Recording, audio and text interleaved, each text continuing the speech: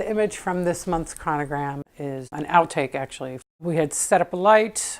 We were going to do a formal shot of Lily and her husband. Her horse came by and just kind of overtook her.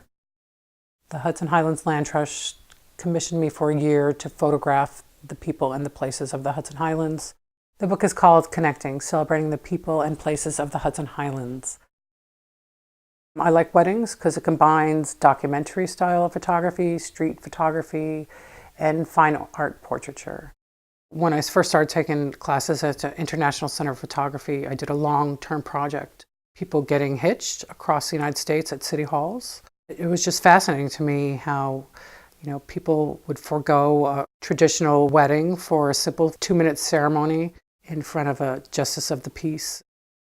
I also like photographing children because they don't have a lot of inhibitions. They don't care which side of their face you photograph. They're totally themselves.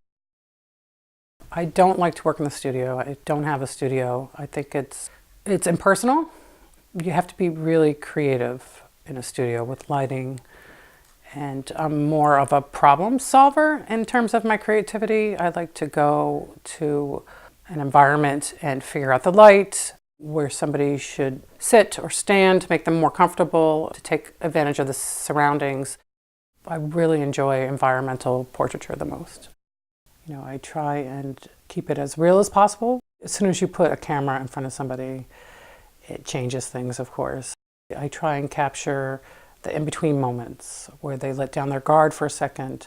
I might take a little bit longer setting up my equipment to see how they naturally pose themselves. Once you pull up a camera, they change. I might ask them to go back to the pose where they were prior to me picking up the camera. People are generally more comfortable in their own environment, whether it's their office, their home, or outside in the landscape. It just speaks more about the person rather than an impersonal studio.